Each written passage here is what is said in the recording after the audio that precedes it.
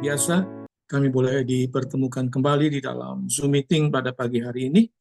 Mari Bapak memberikan kami hikmat yang datang dari Tuhan, sehingga kami boleh mengerti akan kebenaran firman Tuhan, karena kami tahu bahwa kami yang ada dalam dunia ini yang berasal dan yang Tuhan sudah lepaskan dari segala dosa, kami sering sekali kesulitan untuk memahami perkara-perkara surgawi. Tetapi melalui pertolongan-Mu lah, kami boleh mengerti akan hal itu. Terima kasih Tuhan. Di dalam nama Tuhan Yesus kami akan mendengarkan kebenaran firman Tuhan. Haleluya. Amin. Shalom Bapak dan Ibu. Shalom. Pagi hari ini kita akan kembali lagi belajar tentang kebenaran firman Tuhan. Hari ini kita akan belajar tentang bagaimana pendidikan itu sebagai alat misi desa. Ya, alat misi desa. Nah, judul pada pemberitaan firman Tuhan pagi hari ini saya beri judul Nyalakan Api Itu. Jadi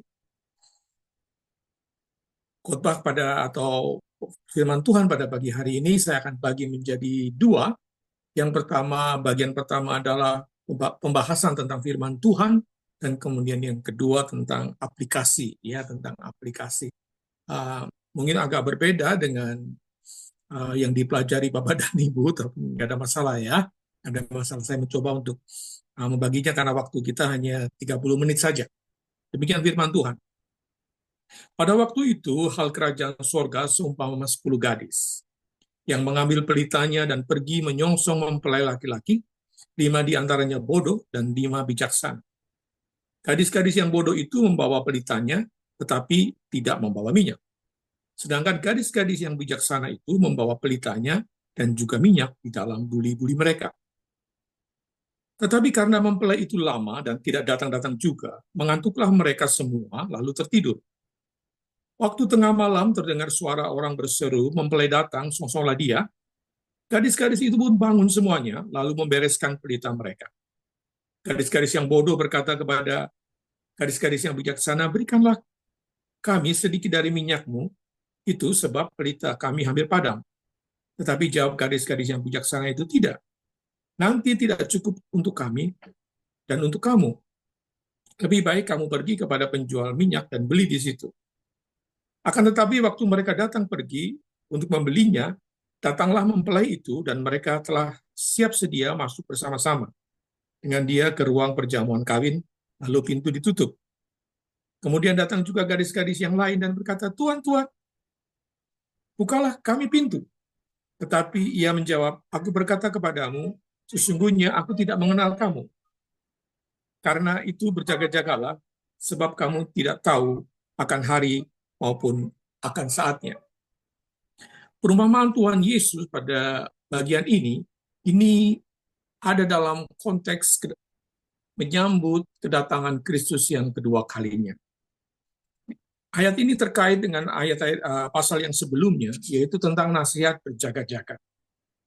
Mengapa kita harus berjaga-jaga? Firman Tuhan katakan bahwa waktu kedatangan Kristus itu tidak ada yang tahu. Nobody knows. Ya, nobody knows. Ya. Makanya kita harus berjaga-jaga.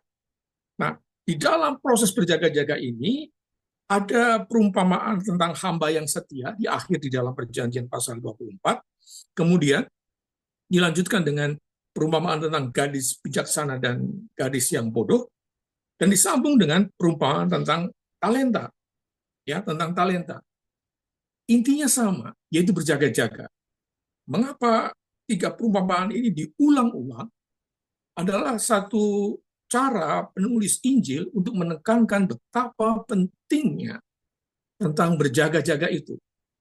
Kita juga baca di dalam Lukas pasal yang 15, itu ada 3 perumpamaan tentang dirham yang hilang, tentang domba yang hilang, dan tentang anak yang hilang. Itu juga bercerita tentang pentingnya kita untuk mencari jiwa-jiwa yang terhilang. Dan di dalam bagian ini menekankan pada pentingnya untuk berjaga-jaga. Di dalam Matius pasal 24, ayat yang ke-42 dikatakan di situ, karena itu berjaga-jagalah sebab kamu tidak tahu pada hari mana Tuhanmu datang. Kita melihat bahwa Satu peristiwa di mana mempelai laki-laki akan masuk ke tempat mempelai perempuan dan di situ diiringi oleh uh, para pengiring, bridesmaids ya, bridesmaids dalam hal ini 10 wanita yang bijaksana dan yang bodoh. Tuhan Yesus ini adalah satu bagian perumpamaan atau tentang perkawinan di sana. Artinya bahwa mungkin banyak dari antara kita menganggap bahwa minyak itu adalah Roh Kudus, kemudian apa ini adalah tentang gereja yang sedang tidur, gereja yang berjaga-jaga. Oke lah, nggak ada masalah. Itu memang penafsiran-penafsiran yang beredar pada waktu sekarang ini. Tetapi yang jelas bahwa intinya adalah bagaimana kita berjaga-jaga menyambut kedatangan Kristus. Melihat dari uh, isi pesan di atas, kita boleh mengambil satu sikap bagaimana kita di dalam memperhatikan perumpamaan di pasal yang ke-25 ini di dalam Injil Matius. Ya. Yang pertama yang kita harus lakukan adalah terus menantikan kedatangan Kristus meskipun tidak tahu kapan waktunya.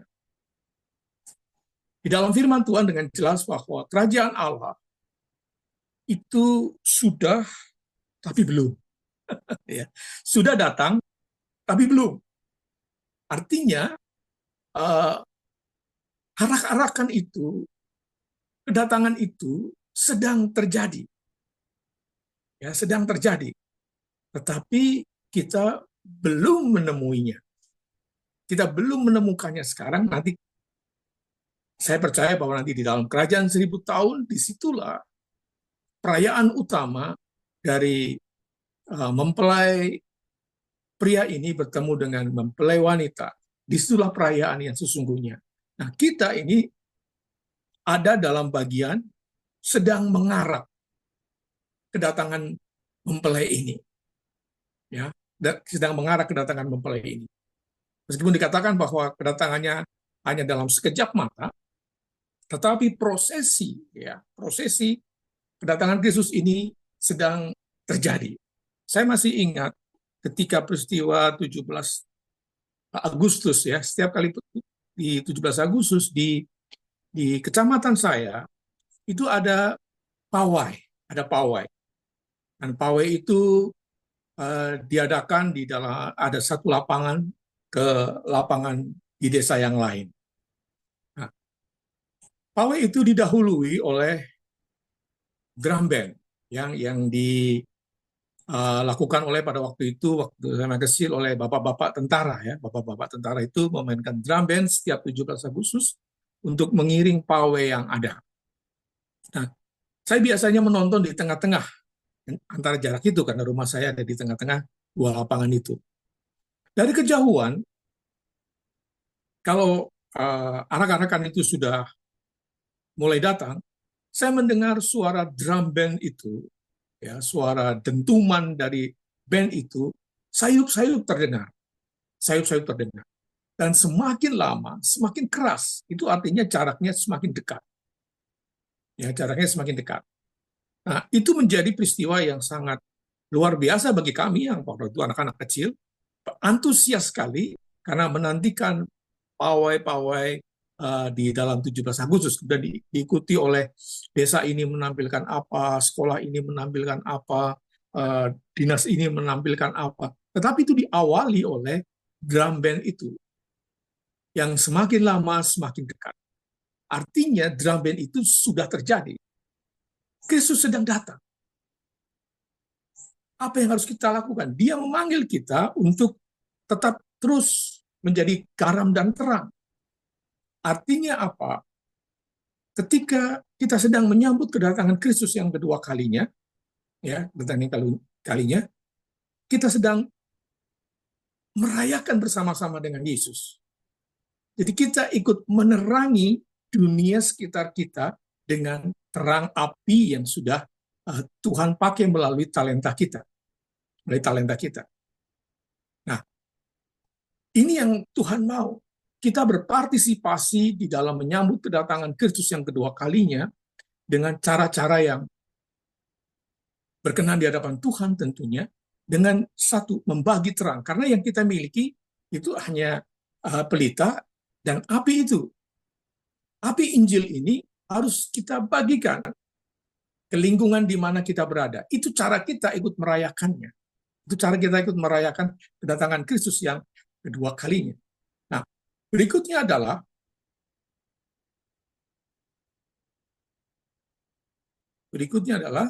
ya, bagian yang kedua sekarang tentang bagaimana uh, misi itu menjadi uh, penting, ya, menjadi penting di dalam kita bersama-sama menyambut kedatangan Kristus yang kedua kalinya. Kita tahu bahwa ini setting dari uh, perumpamaan ini adalah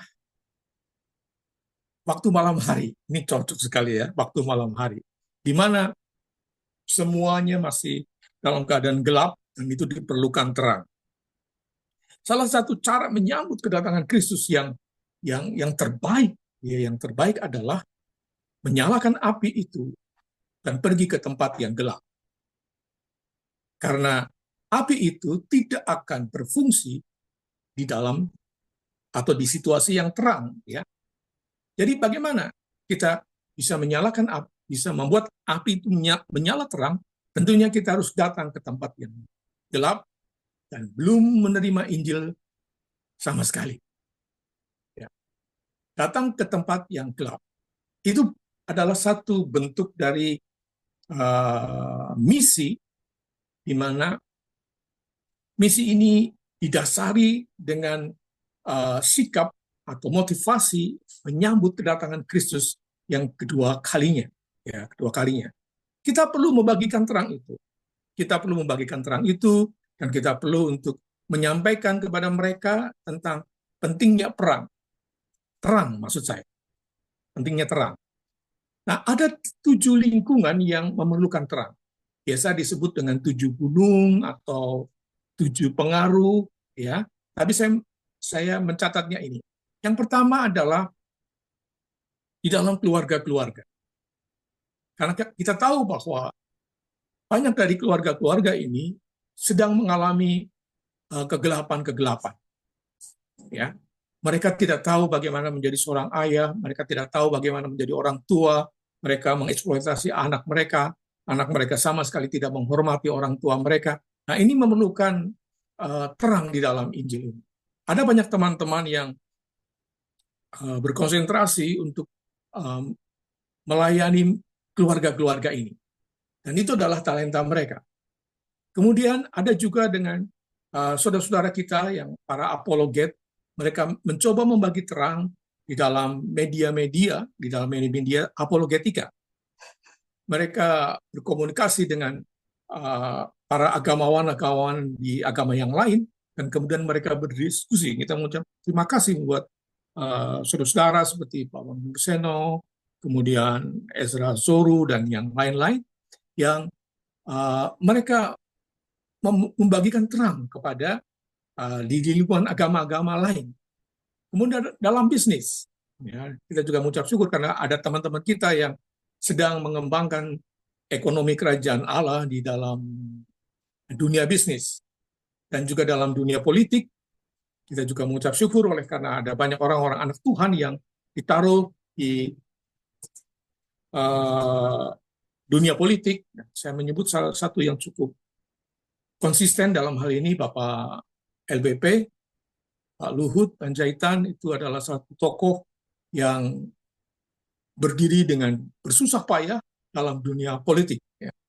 Kemudian dalam dunia pendidikan itu juga banyak sekali yang ada di situ. Kemudian di media yang ada di TikTok, ya, atau Instagram atau yang lain, Facebook, mereka mencoba untuk membagikan terang di situ. Dan juga ada di dunia seni, mungkin ada di sport, kesehatan, olahraga, dan yang lain-lain.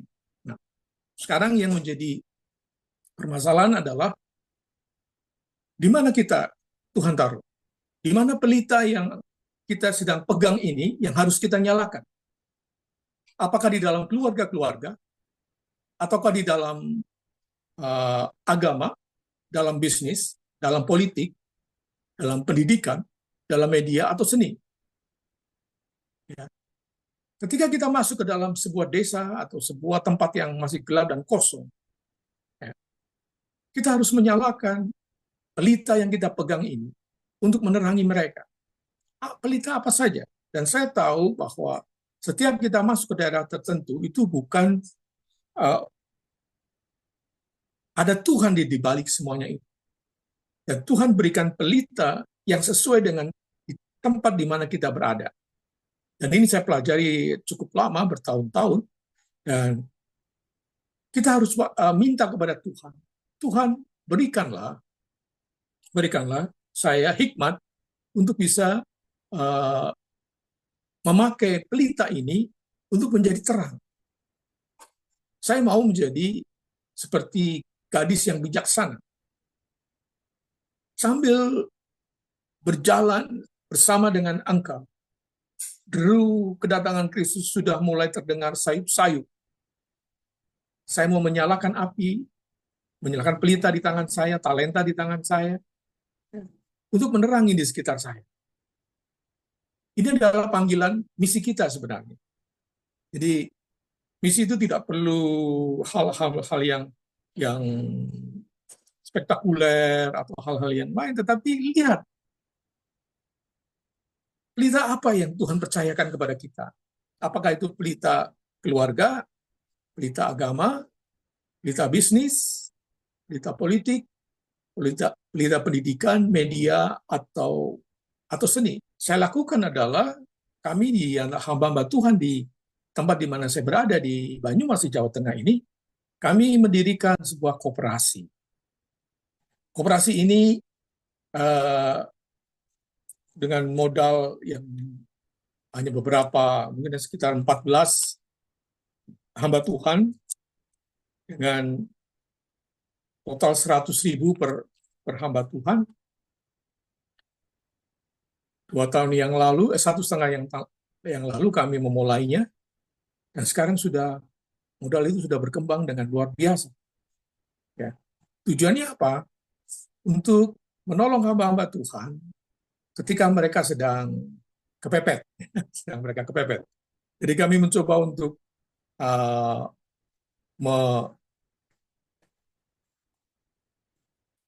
menaruh aturan yang seringan mungkin, sehingga hamba-hamba Tuhan ini tidak terbebani dengan bunga yang tinggi dan cara pembayaran yang sederhana. Kami hanya mengutip 1% per bulan dari setiap pinjaman yang ada. Dan ini sangat menolong hamba-hamba Tuhan yang seringkali ada dalam masa-masa yang sulit, terutama ketika merintis gereja. Ya. Dan kami mencoba di bagian itu. Untuk berbisnis, kami memang belum untuk membuatnya menjadi besar, karena ya kesibukan dari kami masing-masing. Memang seharusnya uang yang terkumpul itu diputar, dan kemudian hasilnya akan memberi kesejahteraan bagi setiap anggotanya. Doakan supaya koperasi ini berjalan dengan baik ke depan, ya, baik ke depan. Dan kami mencoba untuk suatu saat kelak akan membagikannya kepada masyarakat sekitar kami, supaya mereka juga ikut merasakan kemudahan-kemudahan dari apa yang kami miliki. Dan ke depan ini akan menjadi koperasi yang memberkati orang-orang yang dimana suku yang sedang kami layani, yaitu suku Banyumas. Nah, yang sedang terjadi atau yang sedang kami lakukan dengan sekarang ini, kami memakai pelita pendidikan. Ini sudah berlangsung 3-4 tahun, sekitar 4 tahun yang lalu. Ini berkaitan dengan proyek bimbingan belajar gratis untuk anak-anak SD, SMP. Ya. Antusias mereka sangat luar biasa. Karena apa? Kalau kita melihat bahwa Mengapa pendidikan menjadi alat yang sangat baik di dalam melayani? Bukan karena apa-apa, Bapak dan Ibu ya. Karena pelita yang Tuhan percayakan kepada kami, ya saya dan Ibu Tabita adalah pelita pendidikan. Ya, pelita pendidikan. Dan kami harus menggunakan talenta ini sebaik mungkin untuk menjadi terang di mana di suku di mana kami melayani. Karena pendidikan menjadi sangat penting di dalam misi. Dikatakan bahwa pendidikan adalah alat misi yang sangat powerful, yang sangat penuh dengan manfaat, karena memperlengkapi setiap individu dengan pengetahuan, keterampilan, dan kemampuan berpikir kritis untuk menghadapi tantangan kehidupan yang kompleks di masa depan dan memberikan kontribusi positif di dalam perubahan. Kami mengetahui bahwa banyak dari mereka mengapa tidak langsung bisa menerima Injil, karena mereka belum terbuka dengan Injil. Nah, mengapa pendidikan ini menjadi sangat powerful? Saya mengutip satu uh, cerita tentang ketika Jepang kalah perang di Perang Dunia Kedua, kemudian dia menyatakan menyerah kepada pasukan sekutu. Nagasaki dibom, Hiroshima dibom, dan hampir tidak ada yang tersisa. Semua sumber daya orang-orang yang dikerahkan untuk menjadi pasukan kamikaze yang bunuh diri untuk menyerang lawan, maka Jepang kehabisan sumber daya. Jadi ketika Kaisar pada waktu itu ingin memulai satu babak baru di dalam pemerintahannya, dia bertanya kepada Perdana Menteri yang ada, berapa guru yang tersisa? Ya, ini luar biasa. Yang ditanya bukan berapa uang, tapi berapa guru yang tersisa. Karena Kaisar ini tahu bahwa pendidikan akan mengubah segala sesuatu. Demikian juga dengan Nelson Mandela. Nelson Mandela, seorang tokoh pembebasan dari Afrika Selatan, mengatakan bahwa pendidikan adalah alat yang dapat Anda gunakan ya, untuk mengubah. Ya, bersyukur kami ada dalam misi pendidikan ini.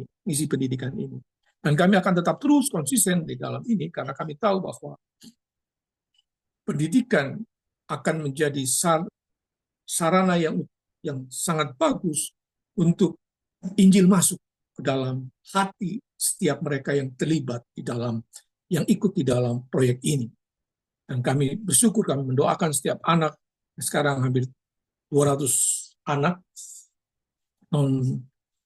yang belum mendengar Injil, dan kami membimbing mereka dalam dua mata pelajaran, yaitu matematika dan bahasa Inggris. Semua kami berikan secara gratis. Ya, secara gratis. Jadi pendidikan menjadi sangat penting. Nah, kita ini dikaruniai bermacam-macam pelita. Seperti saya tadi katakan bahwa mungkin pelita kita adalah pelita konseling untuk mengkonseling keluarga-keluarga. Pelita kita adalah pelita yang pandai merangkai kata-kata tanpa menyampaikan kebenaran tanpa merendahkan orang lain. Kita boleh masuk ke dalam agama-agama ini. Kita memiliki pelita atau talenta di dalam bisnis. Kita bisa pakai ini untuk menjadi berkat bagi masyarakat di sekitar di mana berada. Mungkin Bapak dan Ibu ada yang sangat tertarik atau sangat dengan cara Tuhan yang luar biasa ditaruh di dalam dunia politik. Kita bisa pakai itu. Karena ketika kita ada ditempatkan Tuhan di tengah-tengah tempat yang masih gelap dan kosong, itu menjadi bagian yang privilege kita, keuntungan bagi kita untuk kita bisa melayani. Jadi mungkin kita jangan terlalu terfokus pada gedung gereja, kepada alat musik, kepada jemaat yang satu dua itu, tapi kita berpikir jauh lebih besar. Bagaimana terang ini bisa tersalurkan. Dan akhirnya saya mengutip uh, satu simbol atau satu semboyan dari saudara-saudara kita di Yahudi, namanya tikkun olam. Tikkun olam artinya menjadikan dunia lebih baik. Ini adalah gerakan menyambut kedatangan Mesias bagi versi Yahudi, ya. Versi Yahudi, mereka menyambut kedatangan ini dengan tikkun olam, menjadi dunia yang lebih baik.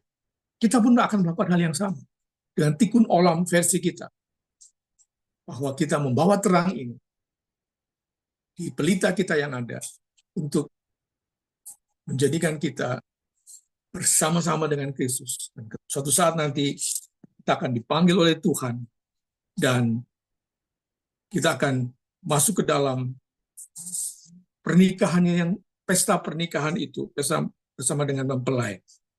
Dan kita akan masuk ke dalam satu peristiwa yang sangat besar. Dan kita diluputkan dari satu tempat di mana di situ adalah yang ada ratap dan kertak gigi. Itu diulang-ulang 3 kali di dalam perumpamaan ini untuk menjadi peringatan bagi kita. Mari kita akan terus menyalakan api Injil dimanapun kita berada. Terima kasih Tuhan untuk firman Tuhan yang ada, yang Tuhan sudah sampaikan kepada kami melalui Matius pasal yang ke-25 ayat 1 sampai yang 13. Biarlah ini menjadi kekuatan bagi kami untuk tetap terus bersukacita menantikan kedatangan Kristus yang kedua kalinya. Karena kami tahu bahwa deru kedatangan Kristus sudah terdengar sayup-sayup. Dan kami tahu bahwa kami harus berdiri, menyalakan api, memberi terang sekitar kami, sampai Tuhan datang untuk menjadi raja di dalam dunia ini. Terima kasih Bapak. Berkati hamba-hambamu di tempat ini, dan kami serahkan mereka ke dalam tangan Tuhan. Di dalam nama Tuhan kami Yesus Kristus, kami sudah berdoa. Haleluya. Amin.